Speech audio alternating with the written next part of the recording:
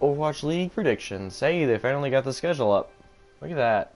On PS4, the schedule wasn't loading in, if you noticed in the first three videos. But it was, when I went on Xbox, it was working, and on PC, it was working.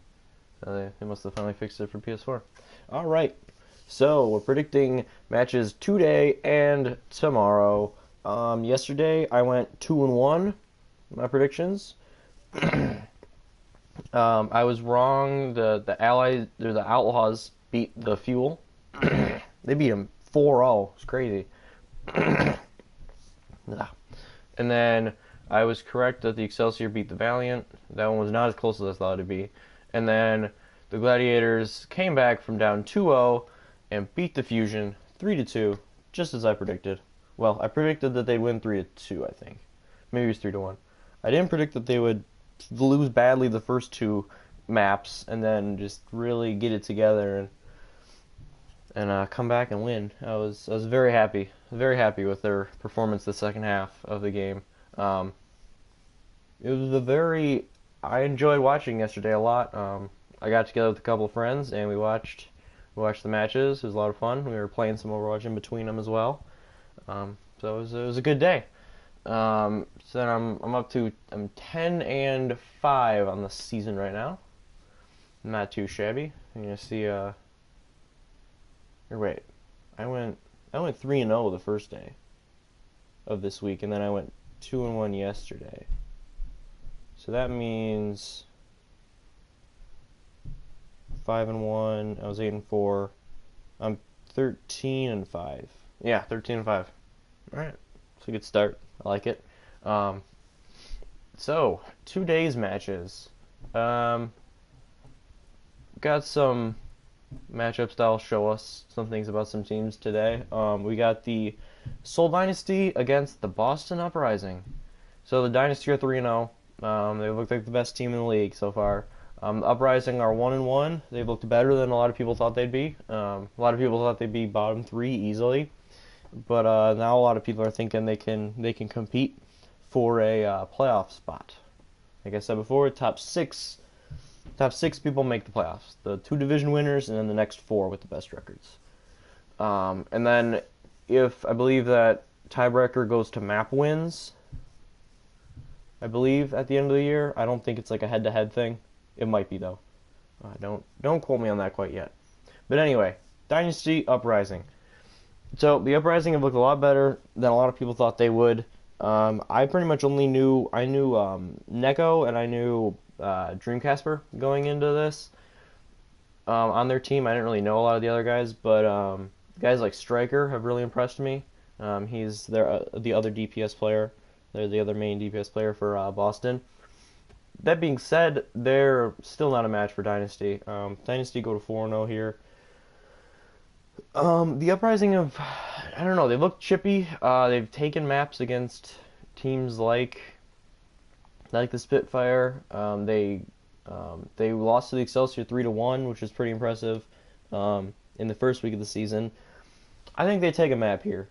Honestly, Junkertown, the first map, might be the one to take for them. After Junkertown, they have Horizon Lunar Colony, Oasis, and Umbani. Yeah, I think if I had to say a map, I'd say Junkertown that Uprising wins. I don't think in no way Uprising wins game 3 or 4. I don't think they win Oasis or Numbani. But I'd say that Seoul takes this one 3-1. But yeah, we'll see. We'll see how Boston matches up. If they can put up a good fight, like win some fights, maybe win a map, then I think that definitely proves that they are a team that can definitely contend for the playoffs further down the line. And then we got our second matchup, which is a couple of 0-3 teams, the Shanghai Dragons and the Florida Mayhem. So most people agree that the Dragons are the worst team and Mayhem are the second worst. I'm not sold on that yet. The Dragons, they looked really bad against the Gladiators. They got 4-0'd. I'm trying to think. They got 4-0 by the Outlaws 2 days ago. I'm trying to think the other team they lost to, but I believe they also got 4-0'd that day. Was it the Shock? think it was yeah, they lost to the Shock. They might have actually won a map that one. I don't remember, but I don't think I don't think the Dragons are quite as bad as people are saying. I think they're definitely one of the worst teams, but I watched their first match and I watched their third match, and they looked a lot better the third match. And I mean, they got blown out by an Outlaws team that then went on to beat the Fuel 4-0. So it's not like they lost. It's not like they got dominated by like a bad team or anything. So I think these are the two worst teams, but I don't think they're quite as bad as people say. I have gone back and forth with this match a lot. A lot of my first instinct was to go with the Mayhem. The Dragons have a little more versatility, and a couple of their players, after having like really bad first weeks, you can tell that they've been playing a lot better this week. So part of me wants to go with the Dragons as well. Looking at the maps, they got Dorado, Temple of Anubis, Ilios, and Numbani. I think the Mayhem are going to take this one. I think that the Dragons have looked really bad on Dorado every time they played it. I think the Mayhem will take games 1, 3, and 4, and then the Dragons will take game 2. But this one could go either way. I could see 3-1 either way. I could see it going to a game 5. These teams seem pretty evenly matched up, but this is the first time they've played, so we don't really know how they quite match up against each other. But this match will definitely set the tone for who is the worst team. So yeah, well, at least the good news for one of those teams is one of them they're gonna get their first match win, and then maybe they can get some momentum off that and start improving. We shall see. The battle of McDonald's teams. I'm giving it to Mayhem. This is the second time I've given them the benefit of the doubt, and yeah, I'll give it to them one more time. If they let me down again, I'm picking against them indefinitely until they show me something. But then the final match of the day, which should be the closest one, we got the Spitfire versus the Fuel, and the Spitfire are 2-0. The Fuel are 0-3. So at first glance, you'd be like, oh, it's an easy Spitfire win. Well, but the Fuel have lost to 3 very, very good teams. They lost to the Dynasty, they lost to the Outlaws, they lost to the Valiant, which are all very good teams.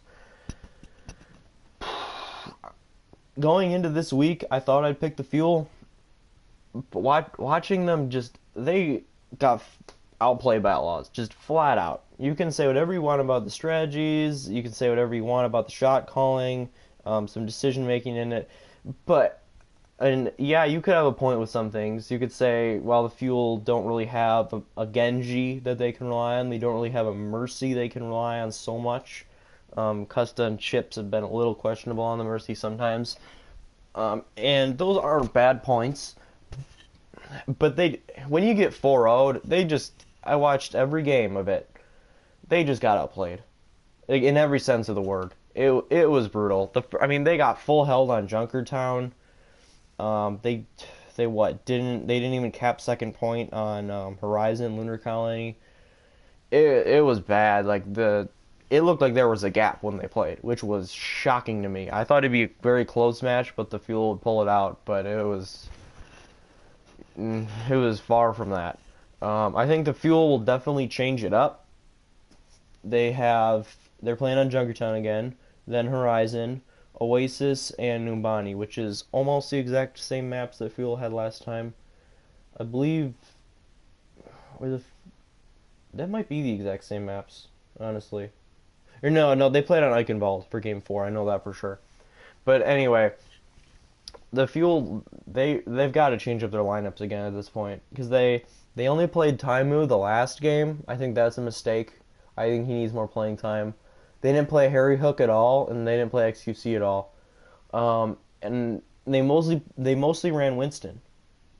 So I don't know why they had Coco on Winston over XQC every game. I think XQC is a better Winston overall than Coco is. Coco, he's a little too passive a lot of the time. And that can be a good trait on like your Reinhardt. But on Winston, I don't know. It's always felt a little off there. And especially like with the team they had out there, they weren't really gelling at all. During the match, they had communications for Fuel, like they showed their comms for a short stretch, there wasn't nearly enough talking. Um, so I think they have some serious issues there. I think they're gonna try to experiment with more lineups. They're gonna get probably Harry Hook, XUC, and Taimu some more playing time. Maybe give Siegel a little less. And maybe give Coco a little less. And I still think they should give Custa less time. Custa is, I think, far and away the worst player on that team.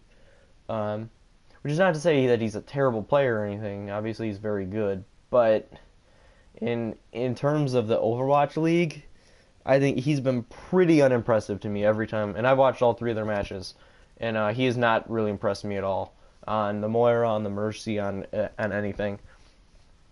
So I think I'm gonna go with the Spitfire for this matchup. I've been talking about this one for a while, but this is a very in-depth and interesting matchup that could go either way. The Spitfire have a tendency to, they're inconsistent. Like that, I think that's the difference between them and Shanghai. I think when they're at their peak, they might honestly be a little better than the Dynasty, but the Dynasty are way more consistent. So we'll see going forward if the Spitfire can kind of like shore things up a bit. Like they lost a map to the Mayhem, the first match. It's like you can't. There's no excuse for that. You should never lose a map to them with the amount of talent the Spitfire have. There's no way. So in the end on this one, I'm gonna say the Spitfire 3-1. Fuel haven't won a map in 2 weeks. They got 0 forward or they got 0 3 and then 0 forward. I on one hand I can't see him going to 0 4, but against the Spitfire I totally can. I didn't think they had, like, I thought that after their first 2 matches, people were overstating how much trouble they were in. It was, oh, it's just 2 matches. They played against very good teams. They were competing, at least definitely like in the beginning, the first 2 maps, they were up there with them.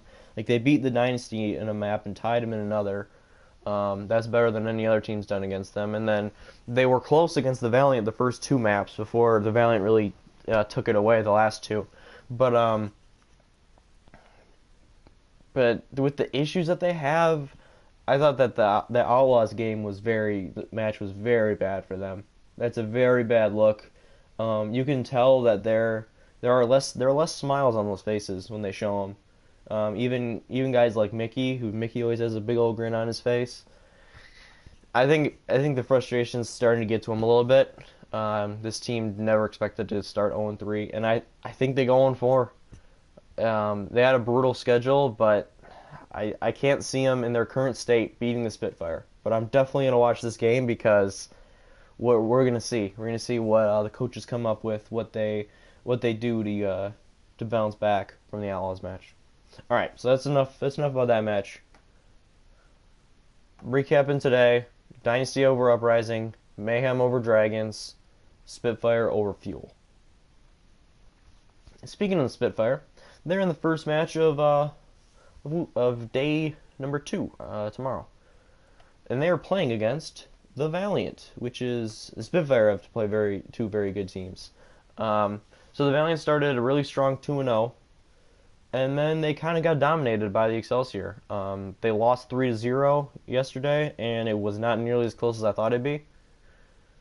It was disappointing for a lot of people who cheer for the West, like quote unquote the West, because the big Korean teams in this tournament in this league are the Seoul Dynasty, the New York Excelsior, and the London Spitfire, and combined they're 8-0 in their matches. A lot of people thought that the Fuel could contend with them. They're 0-3. A lot of people thought the Valiant would, especially after their first 2 games, and then they got flat out outplayed by the Excelsior. And then probably the last best hope after them is the Outlaws. But I don't think they're quite there yet. But maybe Houston can contend at the end. If Linkser plays the way that he has been lately, and Jake plays really well, I mean, they're extremely scary. Muma and Cool Matt are such a good tank combo, and then their supports are also very good. So the Outlaws are definitely a scary team. But at this point, I mean, the Korean teams haven't dropped a game, or haven't dropped a match yet. They've dropped a couple maps, but They have not lost a match yet, which is not great for the Western teams, but we'll see. It's still really early. So yeah, we got maybe the best of the West in the Valiant against the Spitfire. They're playing on Dorado, Horizon Lunar Colony, Oasis, and Eichenwald. I thought that the hype for the Valiant was a little. People were going a little overboard after their 2-0 start. Like, yeah, they beat the Fuel in pretty convincing fashion, but I thought it's a little too soon yet. Most of the members, is like some of the big members of the team. You have Soon, Agilities. Those are like two of the main guys. They have Silk Thread coming off the bench as a DPS, who's extremely good, and they have Kareev, a Widow, or a Mercy, who could also flex onto Widow when they need him to. They're an extremely, extremely good team. But all the players on their teams, on their previous teams, they still couldn't beat teams like Lunatic High, who became the Dynasty, Kongdu Panthera, who became the Spitfire. And the Spitfire, they've been playing together for a really long time. If they do lose to the Fuel, they're probably going to come out a lot more motivated, which is very scary for the Valiant. If they beat the Fuel and maybe it goes to 5, maybe they get a little tired and maybe the Valiant get an edge there.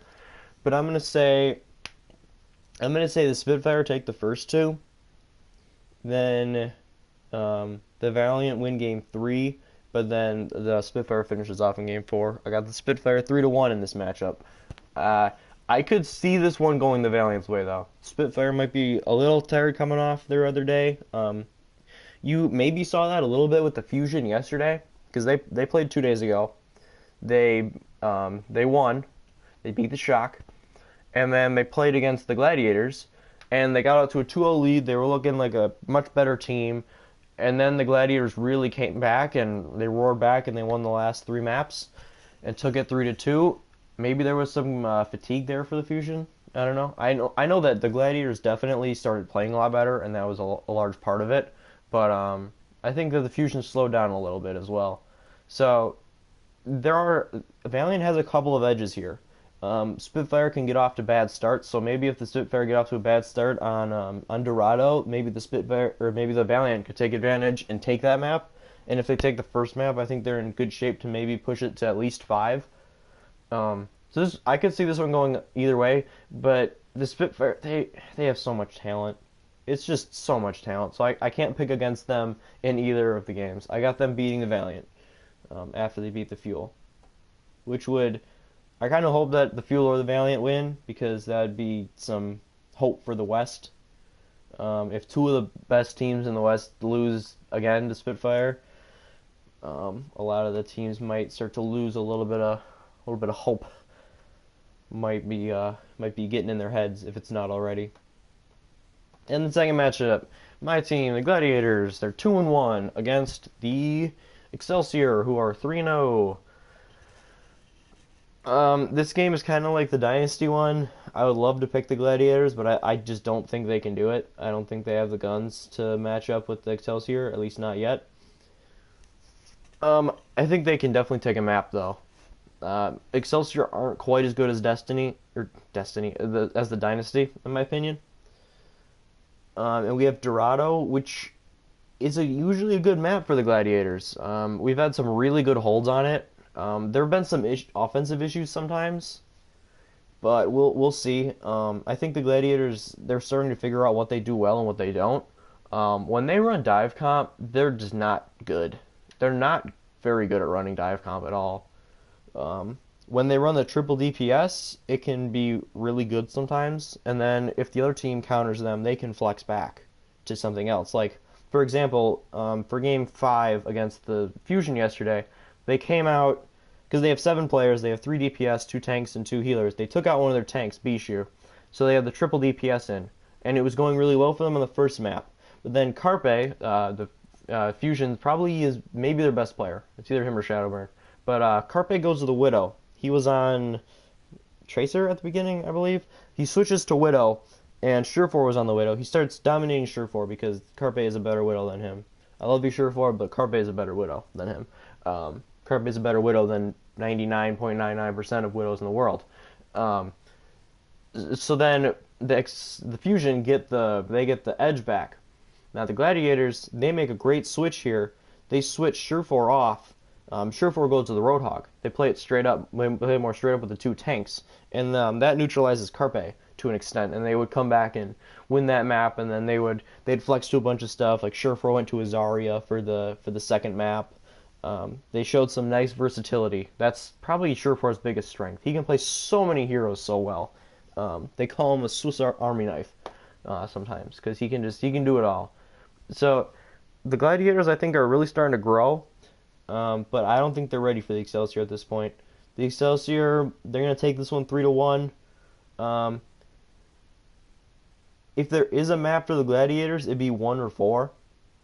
I think the Excelsior's superior talent wins them game 3 pretty easily, and the Gladiators have looked pretty not great on 2CP, which is Horizon for game 2. So I don't think they have much of a chance in that game. I think they take game 1.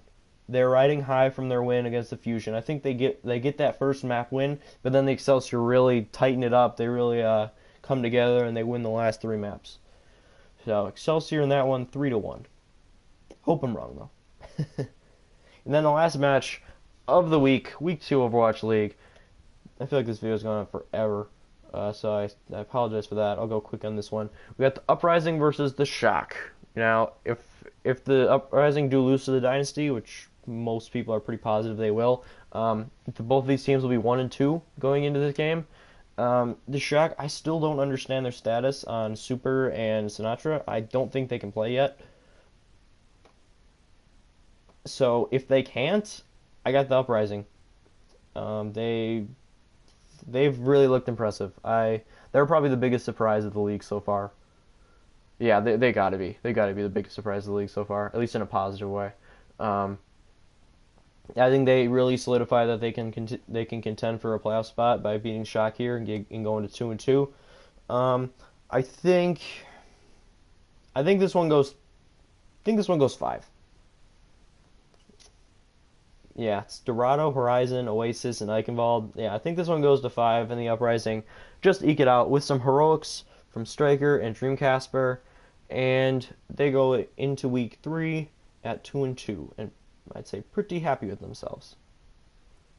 Alright, so quick recap. I got Dynasty over Uprising, Mayhem over Dragons, Spitfire over Fuel, Spitfire over Valiant, Excelsior over LA, the Gladiators, and then the Uprising over the San Fran Shock. So, thank you very much for watching. Hope you enjoyed the video. Hope you watch some Overwatch League the next few days. And I'll see you in week 3.